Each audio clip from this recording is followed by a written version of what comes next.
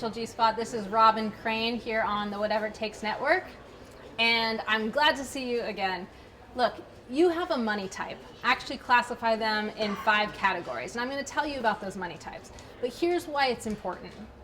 This is not who you are. This is not so that you know, oh, this is what I do, and to make yourself wrong and to judge yourself. That is not the point at all. The point of knowing your money type is to recognize patterns that you run that are holding you back. Because the reason that you don't have the money that you want has to do with 2 main things. It's your beliefs and your behaviors. Whatever you believe to be true, whether it's true or not, your beliefs are dictating your behaviors, which is affecting your bank account, which is affecting how much money you have. So what I want to do is go over these types so that you'll recognize some of these behaviors and you can start to shift them, and the beliefs as well. So number 1, and I usually have dolls. I'm sorry I don't have my dolls with me. I didn't really anticipate this, but imagine a Barbie here. And I call this Barbie Spendthrift Sally. Now, Spendthrift Sally loves to shop. She's an impulsive buyer and a compulsive buyer. Shops a lot. This could be online, this could be in the store, but there is a nice, a positive, a good feeling that Spendthrift Sally gets when she shops and buys, at least initially. But what often happens with Spendthrift Sally is that she'll feel guilty later. She might feel remorse. She might feel bad because she'll look at her credit cards statements and realize that she doesn't have the money to pay those off. I mean, you could be Spendthrift Sally and have the money to pay it off, but you still might feel guilty, or maybe you just love to shop. Now, I'm saying she to make this easy and fun, but the reality is you can be a Spendthrift Sal, let's say. So it's not gender specific, but as I go through these types, I'd like you to rate yourself on a scale of 1 to 10. How much do you think you're like that type? Just whatever comes to mind. So you can identify it and see how it might be holding you back. Now, the second one is Cheap Chip. Cheap Chip loves to save. He does not like to spend a lot of money, and actually he has a lot of anxiety and worry when he spends money. There's a lot of guilt in there as well, but he likes to hoard his money. Now, I'm most like Cheap Chip. I used to be very anxious about money to a point where I didn't want to go out with my friends because I didn't want to spend more money. So it can be very, very debilitating.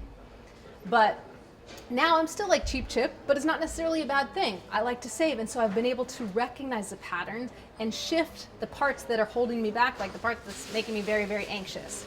So I'm gonna help you do that as well. The third one is Overgenerous Olivia. Overgenerous Olivia loves to give and give and give. The thing with Overgenerous Olivia, and why it might not be serving her, is that sometimes she gives so much away that she doesn't leave anything left for herself. She feels good when she contributes. She feels like she's generous, so it makes her feel significant. But she's not just giving because she just wants to give, she's actually doing it to get those other feelings. And if it's at her expense, it's hurting her money as well. The fourth type is Delusional Dan. Delusional Dan is just that, he's delusional. He tells himself that everything is gonna be okay, even though the reality is things are pretty bad. Delusional Dan tends to like to shop as well, but he shops because he wants to look significant or look important, or he wants other people to think he's successful. Might have a nice watch, nice clothes, that sort of thing. And also, Delusional Dan tends to like opportunities, so he might throw money at something to hope it's gonna work out for him. So you can imagine each of these money types, how those patterns might not be serving you.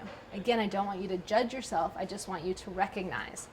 And the last money type is Avoider Owl. Avoider Owl is actually the most common and most dangerous. Avoider Owl doesn't want to look at his money, doesn't want to pay attention to it. He'll do anything he can to bury his head in the sand. Now, a lot of these you might realize they mesh, right? There's a lot of similarities. Delusional Dan is also potentially an Avoider Owl. You know, Cheap Chip, you might think, well, Cheap Chip doesn't like to spend money, but some Cheap Chips don't like to look at it either. They're so anxious about it. They don't spend a lot, they hold a lot, and they keep it very close to them, but they still avoid it. Spendthrift Sallies can also be avoiders, right? That you go and spend, pretend everything's gonna be just great. Oh, well, I'm just gonna have fun, and then boom, the guilt hits, the remorse hits. So what is your dominant money type? I know I just gave you a tidbit, but just what are some of the things that I said that you recognize in yourself? not to judge yourself, but to recognize it so that you have the power. You have the choice to turn it around because it really is up to you. I said at the beginning that your beliefs plus your behaviors equals your bank account. What are your beliefs? If you're spendthrift Sal, you might believe I deserve it. If you're cheap Chip, you might believe that there's never enough. You'll never have enough. If you're overgenerous Olivia, you believe that others deserve more than you. If you're delusional Dan, you might believe that everything's just going to work out. And if you're avoider Al, you believe that it's just too painful to look at, so you'd rather just ignore it. Those beliefs are affecting your behaviors, whether you overspend, whether you hoard your money, whether you give it all away, whether you just, keep buying more things to feel significant, or whether you just won't even pay attention. You can change that. The end of the beliefs plus the behaviors equals the bank account. Right now, I'm not talking just your bank accounts. I'm talking about your investments, your money. Being able to grow your money is mostly contingent upon you. The way you look at it, the way you think of it, the way you behave, the way you act, your thoughts about money. So get present to what you really believe and what you really do with your money so that you can find that specific area that you need to focus on. This is the financial G-spot, right?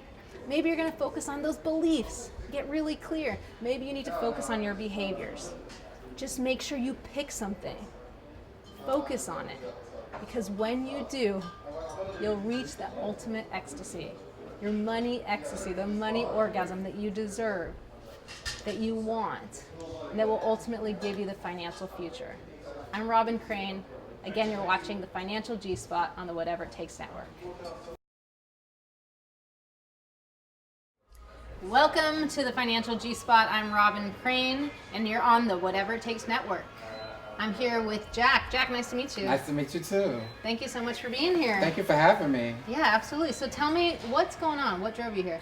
Well, you know what? I'm in my mid-40s now, and when I was in my early 20s and 30s, I just did not really know what to do with credit, and I really messed myself over.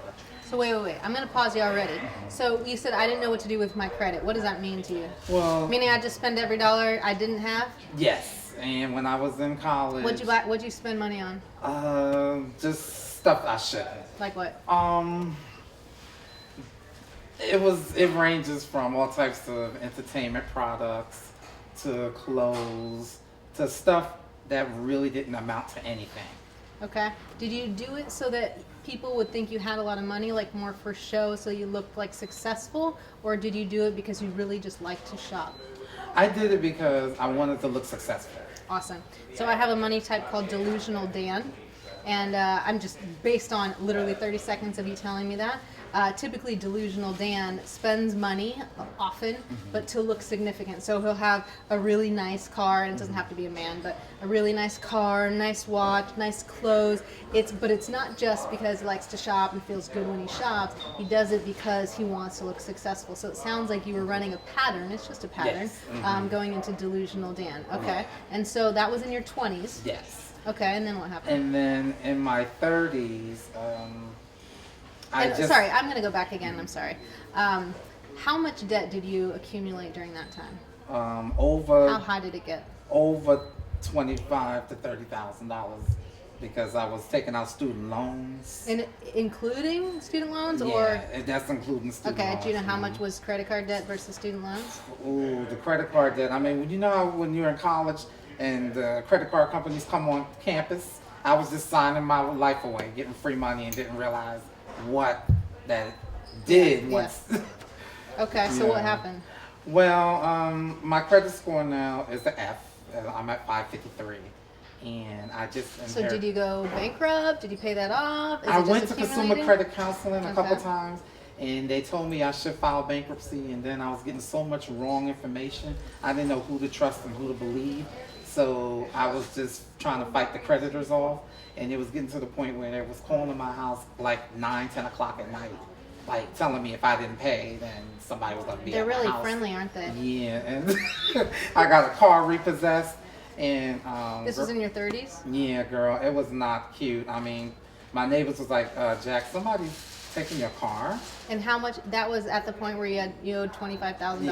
Yeah. And you don't even know how much of that was credit card? Because the student loans weren't calling you. No, the student loans wasn't calling me. How much was it?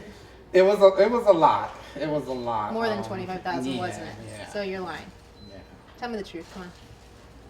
Because no one's gonna call you for like that much, going at your house at 9 to 10 at night, bringing down your door. Give me my $2,000, man. Give it to me now. It had to you were be, like, the credit card companies were like, we like this guy. He's gonna borrow and borrow and borrow. And we're gonna come after and get him. I think it's a family pattern because my mom and dad, they filed bankruptcy and they had over $76,000 in debt. Mm-hmm. So you're trying to catch up and be like your parents. I'm trying to catch up, and I really want to stop that cycle. Awesome. Yeah. I'm joking with you to make light of it, not because it's not serious, but because I know it's hard. Mm-hmm. So I want to know. So what's changed? So now you're in your 40s. So in your Yeah. 30s, that happened. How did you get out of it? Because did you get out of it? Did you Well, file I bankruptcy? didn't really get out of it, but what happened was I went to consumer credit counseling. Yeah. And they put me in one of those programs where they consolidated all the debt. Okay. And so it was working for me And for. how much? You got to know that number. Tell me you don't know that number. I can't You know that remember number. because I tried to blur it out. That's true. That's true. That makes And sense. they just gave me a monthly payment, and I What was was the doing it monthly for. payment? Do you know? The monthly payment was like 200 something. Okay. Yeah. All right. So and then what happened? And then they also told me I can possibly do bankruptcy Okay. before the bankruptcy law had changed because I think it was something. But you going didn't on. file bankruptcy. But I didn't file. So are you still making those payments? Yes, I am. And Okay, and what how I would- long is it supposed to be till you get paid off? Yeah, well, I just restarted, so now. it's Okay, gonna so be a hold on. while. So you're in your 30s. You consolidate your debt. You don't know how much because you're avoiding it like the plague. Yeah. Delusional Dan plus avoider Al, as I call it. You're avoiding it. And then you get on a payment schedule where you're paying about $200 a month. Yeah. How long did that last before you messed it up? 6 months. 6 months. Okay, Yeah. what happened? What patterns were you still shopping a lot and being delusional, Dan, or were you just not making enough money? I wasn't making enough money at the time, so. But you were smarter about your expenses, or did anything change? I just didn't have any money to. But were you still living like you did? No, I had to stop like Okay. certain things because. So you I didn't improved have your it. spending habits. Yeah. So were you going further in debt? I know I'm not trying to interrogate you. I know I'm Mm-hmm. asking a lot of questions. I'm trying to get the full story because so many people are going through this. Yes, they are. And it's very easy to pretend like it's not a big deal. Mm-hmm. But there was a lot of pain back then, wasn't there? Yeah, it was. It was because. Tell me your lowest moment where you felt like the gum at the bottom of my shoe. What happened and what were you saying to yourself that made you feel like you were worthless? Well, I've always been overweight, so I always wanted to buy stuff to make me feel good about myself. Yeah. And I think that doing the excessive shopping for stuff I didn't need and stuff like that helped me cope. That was a coping mechanism. Yes, thank you for If being I go honest. to That's the absolutely- store and buy something that I know I can pay back, then it made me feel good. Thank you for being honest. So what my question was, what was the lowest low where you felt like you were worthless? Where you can picture the time when you were, was there a time when you were crying your eyes out? Going, what have I done? I'm a big idiot. Yeah, it was. What broke you?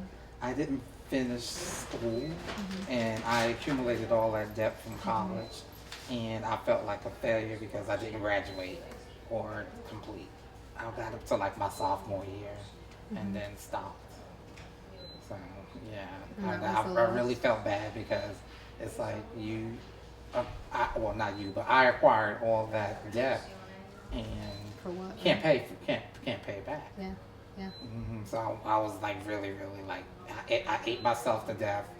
I mean, I was just that was the lowest where I just wanted to not really commit suicide, but Well, I didn't want to face the truth. but it was Yeah. bad enough to say I didn't want to commit suicide. Yeah. It's deep. It's emotional. Money is a very emotional thing. And what I'm proud of, Jack, right now is that you're going there, even though it's scary and even though it's hard. I want to go there so I can help you get out of it, because it's not just about figuring out consumer debt and how to get your credit back. It's about you and your behaviors. You're watching the Financial G-Spot on the Whatever It Takes Network. I'm Robyn Crane. I'll see you after this break. Welcome back. This is Robyn Crane. You're watching the Financial G-Spot on the Whatever It Takes Network. I'm here with Jack, and I was just telling Jack during the break, Jack, I know I'm getting deep. I know this is hard, but I want you to be real, and I want you to be real because I want to help you. Not just, it's not a quick fix, like go to the consumer, what do you call it? The credit counseling, right? Consumer credit counseling. Consumer credit counseling. That you should do that. I'm not saying don't do that, but there's more going on with you and your beliefs and behaviors about money that's gotten to where you are, and that also hasn't gotten you out. And that's what I want to focus on to help you. This is all, the show is all about focusing on a specific area that you need to focus on so you can have that ecstasy, that money orgasm, as I like to call it. Well, it's really, I really appreciate your honesty, because it's really helped me since I've been just talking to you. Yeah. And, I realized some things that What did you I can realize? improve. What did you realize? Just spending money that I don't have is really not good, because And now you're still doing it. Yeah, because it's like I'll give you a little side story. My mom had passed away from breast cancer down south in North Carolina, and I inherited some land, and I want to put a house on that property, but no banks are going to touch me because of what I did in my past. And now I'm looking crazy, because most of my high school friends, they have homes, and they're building their lives and stuff, and here I am getting denied when I go into a basic retail store for a credit card and stuff, because of what I did in my past. Yeah, but is it just in the past, or are you still doing it? I'm not doing it now in too much in New York, because New York is so expensive. So that's why I'm here today, to get the advice from you, so you can put me into the reality check. Are you spending less than you make right now? Or do you have money coming in, or? I have money coming in from different sources of income that I'm doing here in New York. Is it enough to live? It's enough to live, and do you have anything left at the end of the month? No. Okay, and you're now back to paying, because you got to a point, you paid you consolidated your debt, and then you paid about $200 a month, and then you messed up, and then you somehow, what happened? How were you able to get back into? Do you have that payment again, and are you paying it? No, because you didn't file bankruptcy, so how did it go away? It did not go away. Basically, a lot of the credit cards took me to court, and I have a lot of judgments on my credit report. So are you paying anything towards that now? No, I'm not. Okay, and it's kind of up in the air right now. Yeah, that's why I'm here talking to you, because I would like to know, how should I start? Okay, so how should you start? You got to make more money and spend less. Ready? Go. Do it. Here's the thing. You know what to do. You got to save money. You got to save enough that you're able to pay that debt down, whatever that debt is. The problem isn't that you don't know what to do. The problem is that there's a reason you're not doing it. So what do you believe to be true? Like if I say money is, I want you to, the first thing that comes out of your mind, I'm just going to do a quick money association exercise. Money is? The root of all evil. Money is? Keep going. Money is? Money is good at times. Money is good at times. I don't really believe that, but I'm going to say it because it sounds good right now. Wealth is? Wealth is powerful. Great. Wealth is? Wealth can be lonely. Interesting.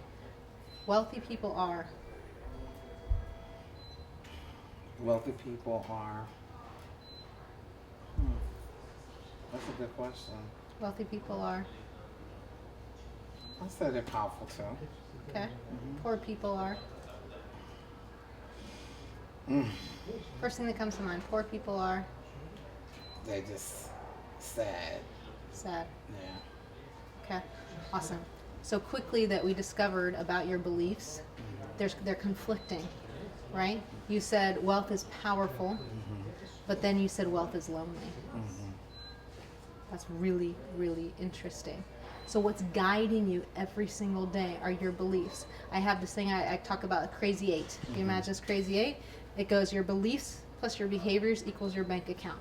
Your beliefs, whatever you believe to be true, and if partly you believe it's great to be wealthy, it's powerful to be wealthy, but really deep down you also believe that it's lonely to be wealthy. And in your mind you have all this evidence that proves that to be true, because you knew someone who was lonely who was wealthy, or you knew someone who was greedy who was wealthy, whatever it is. So one of the things you need to focus on to switch your behaviors meaning make more money, spend less money, because that's the only way to have more at the end of the day. It's really easy. There are only 2 things you need to focus on. What's your financial G-spot? Well, either you got to make more money or you need to spend less money. Exactly. You probably need to do both, right? Yes. Yeah. So what do you think is more important for you right now, to make more or spend less? Spend less. Spend less. Okay, Yes. so you're still running that old pattern. What do you, when you go shopping and you're like buying stuff and you know you shouldn't buy it, what's going through your head? You're obviously using it as a coping mechanism, and you very honestly said you also eat sometimes to cope. So what is going on in your head? What are you telling yourself? I'm trying to find that belief. Well, I was in Times Square today. Yeah. And I went into the Swatch store. And, Yeah. I was like, oh, I would like that one. I would like that one. And did you buy it? No. I Okay. didn't buy it at all. What are you saying to yourself? Are you saying I deserve it? I deserve it. I deserve it. Okay. What else do you say to yourself? Like, I need it now, or Because it'll make me look good. it'll make me look good. Yeah. Who are these people you're trying to impress? You know what? I think it also stems from my childhood, because I was always trying to fit in, because I was always the fat kid. So, you know, now I want to be like, okay, look at Jack. You know, he's got, you know, money. He's got material things, and I think that's the fictional person I'm trying That's to. delusional Dan. Yeah, Yes. delusional yes. Dan. That's delusional Dan. So, what do you think is actually true? Like, what's true about you? That you don't need money. Like, what's true about you? Like, all that stuff that makes you feel successful and good and significant. What's really true about Jack, like, in there? What's amazing about Jack? You know, I have a very good personality, and people tell me that they really gravitate towards my personality. And I think that will really help me a lot if I just write on board every morning to myself, you know, I am worthy, I am somebody. So, you know, if I can just have some type of board that I can write just some type of statement where What would you say to yourself? that I am worthy What else? and I shouldn't spend money I don't have. Okay, how about I am worthy, and what's something else? I choose to spend my money on things that enrich my life. Enrich my life. Instead of just spend money on things I don't need. But Yes. that's a long one. What else do you have? A great person. I have a great personality. So what I want to do, we're going to kick away these chairs and step back, and I want you to get it in your body, because beliefs plus your behaviors equals your bank account. Your bank account is not where you want it to be, higher, because of your beliefs and your behaviors. The behavior is that you're spending money you shouldn't be spending, money you don't have. The belief is that I'm not good enough. If I don't spend money, people don't think I'm important. People don't think I'm significant. People don't think I'm worthy. I don't think I'm worthy. I don't think I'm significant. So right now we're going to get rid of that to work on your beliefs, so that you will start behaving appropriately, so that your bank account goes up. Okay. That's going to help you. All All right. right, ready? Stand up. All right. All right, I want you to give a nice stretch, face the camera, they want to see you. And I want you to, in your body, get grounded, and I want you to say, I am worthy, and I want you to feel it. Okay. I'm going to have you do it a few times, but just tell the world. I am worthy. Yeah, say it again. I am worthy. Okay, now do something with your body that's going to remind you. I don't like some sort of move or dance or shake your bottom. I don't care. Do something fun. Okay. Say it again. I am worthy. I am worthy. I am worthy. I am Oh, worthy. you lost it. What happened? Who cares what people think? Do it again. This is the test. Okay. You're going to get tested. Okay. I am worthy. Come on, give it to us 3 more times. Okay. I am worthy. Shake it more. Come on. I am worthy. Shake it. Come on. I am worthy. I am worthy. I am worthy. Okay, awesome. I want you every day, right? Mark on your calendar. Give yourself 30 seconds, a minute a day to go through I am worthy. Okay. Make yourself laugh, have fun with it, feel good inside, and know that you don't need to spend money to feel good. You don't need to have a nice car, have a nice watch, have nice clothes. You need to be you. We love you, Jack. Not the things you're pretending to be. And guess what? People know. So be the real you. Okay? Be the guy who is so worthy. You are watching the Financial G-Spot. I'm here with Jack, who is so worthy. I'm Robyn Crane here on the Whatever It Takes Network, and I will see you next week for a fun episode. I am worthy. I am worthy.